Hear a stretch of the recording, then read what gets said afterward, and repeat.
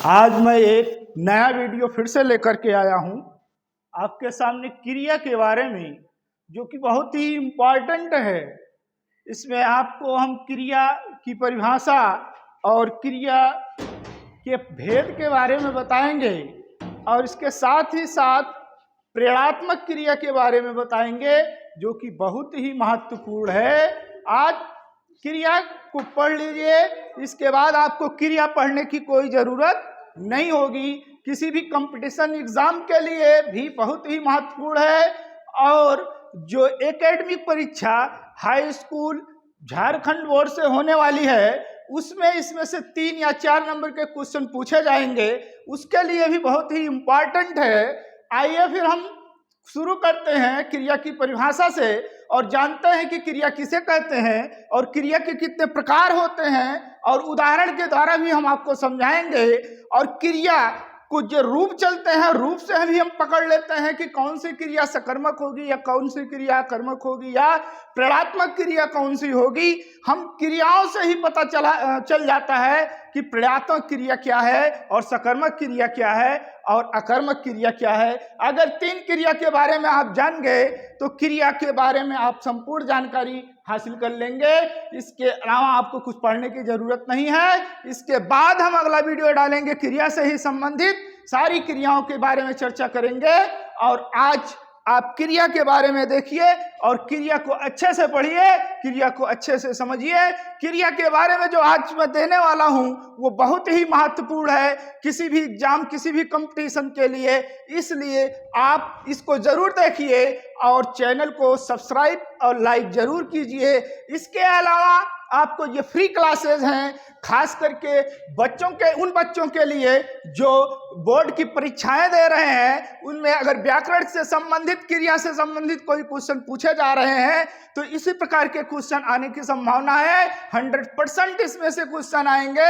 अगर आप इसको जान लिए तो समझ लीजिए आपका क्रिया से संबंधित क्वेश्चन सॉल्व हो जाएगा। आइए फिर हम जानते हैं कि क्रिया किसे कहते हैं और क्रिया के कितने भेद हैं। तो सबसे पहले देखते हैं, जिस शब्द से किसी काम का करना या होना पाया जाए उसे क्रिया कहते हैं। क्रिया के भेद के बारे में जानते हैं। क्रिया की 2 प्रकार की होती है, एक सकर्मक क्रिया होती है, दूसरी अकर्मक क्रिया होती है। आपने जाना कि किसी शब्द से ये किसी काम का करना या होना अगर पाया जा रहा है तो उसी शब्द को हम क्रिया कहेंगे। क्रिया का 2 रूप में प्रयोग होता है, किसी में कर्म रहता है, किसी में अकर्म रहता है। यानी कर्म नहीं रहता है उसको हम अकर्मक बोलते हैं, और जिस सेंटेंस में कर्म होता है उसको हम सकर्मक बोलते हैं। सकर्मक क्रिया उसको कहते हैं जो क्रिया कर्म के साथ हो, और अकर्मक क्रिया उसको कहते हैं जिस वाक्य में क्रिया हो ही नहीं, उसे हम अकर्मक क्रिया कहते हैं। या ये कह लीजिए कि क्रिया का प्रभाव कर्म पर पड़ता है और यहाँ क्रिया का प्रभाव सीधा कर्ता पर पड़ता है, ऐसी क्रिया को अकर्मक क्रिया कहते हैं। और जिस क्रिया का प्रभाव कर्म पर पड़ता है उसे सकर्मक क्रिया कहते हैं। इसके साथ साथ एक प्रेरणात्मक क्रिया है जो अकर्मक भी हो सकती है और सकर्मक भी हो सकती है। उस क्रिया के बारे में भी हम चर्चा करेंगे कि प्रेरणात्मक क्रिया होती क्या है और किस प्रकार बनती है। आइए हम इनको उदाहरण के द्वारा समझते हैं। अगर सकर्मक क्रिया की बात करें, इसका उदाहरण देखते हैं कि मोहन किताब पढ़ता है, तो यहाँ किताब जो है कर्म के रूप में प्रयोग हुआ है, क्रिया का प्रभाव किताब पर पड़ रहा है, इसलिए यह सकर्मक क्रिया होगी।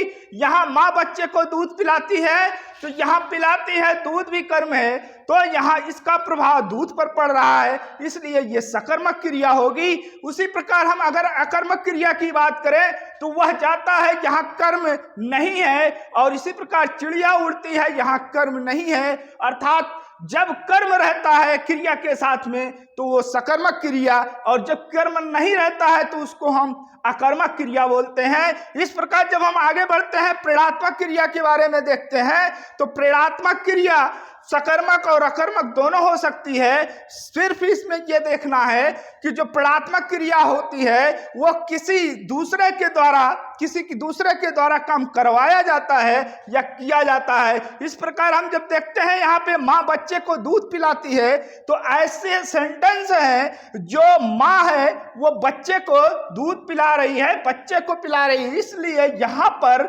जो है प्रेरणात्मक क्रिया होगी। और दूसरा सेंटेंस हम अगर और देखें तो यहाँ लिखा है माँ बच्चे को दासी से दूध पिलवाती है, तो यहाँ भी प्रेरणात्मक क्रिया है।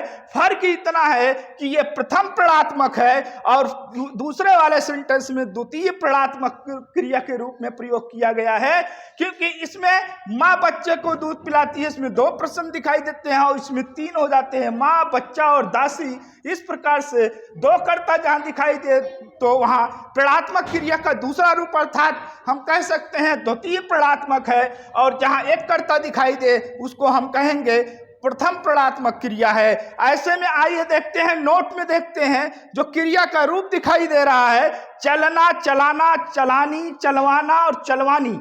ये शब्द देखिए कि चलना जो होता है वो चलना जो है वो आपका कर्तवाच्य का सेंटेंस बनाता है, जबकि चलाना और चलानी, चलाना जो है ये कर्ता पुरुषवाचक में है और ये चलानी जो है ये जो है आप स्त्रीलिंग में है, तो ये पुल्लिंग और ये स्त्रीलिंग, चलाना, चलानी और चलवाना, चलवानी। अगर ऐसे शब्द आते हैं तो वो प्रेरणात्मक क्रिया के अंतर्गत आती है।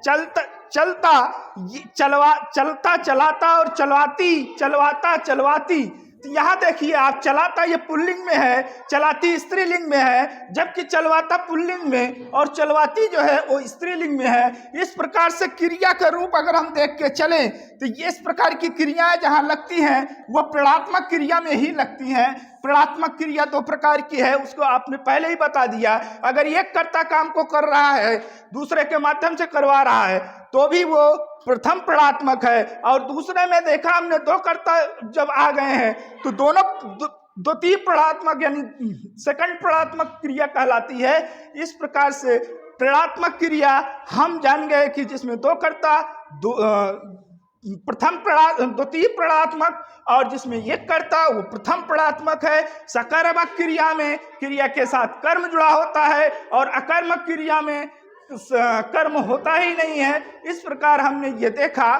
कि सकर्मक क्रिया, अकर्मक क्रिया और प्रेरणात्मक क्रिया, ये 3 क्रिया अगर हम जान गए अच्छे से तो इससे समझ में आ जाता है कोई भी सेंटेंस, कहीं भी सेंटेंस इस प्रकार के आते हैं, अगर कर्म दिया हुआ है तो आप समझ जाइए कि वह सकर्मक क्रिया है। अगर कर्म नहीं दिया हुआ है, वह जाता है, वह हंसता है, वह चिड़िया उड़ती है, वह रोता है, वह खेलता है, वह सोता है, इस प्रकार सेंटेंस दिए हुए हैं तो वह अकर्मक क्रिया की बात कर रहा है। अगर मोहन किताब पढ़ता है, मोहन क्रिकेट खेलता है, इस प्रकार की बात आती है तो वह सकर्मक क्रिया के अंतर्गत आता है। इस प्रकार बच्चों हमने आप क्रिया के बारे में बता दिया। अगर इसकी जानकारी आपको रहेगी तो कंपटीशन में निश्चित ही इस प्रकार के क्वेश्चन आप आसानी से सॉल्व कर दोगे। इसके लिए आप लाइक और सब्सक्राइब जरूर करिएगा। ये चैनल फ्री में चल रहा है पढ़ने के लिए, खास करके बच्चों के लिए। धन्यवाद।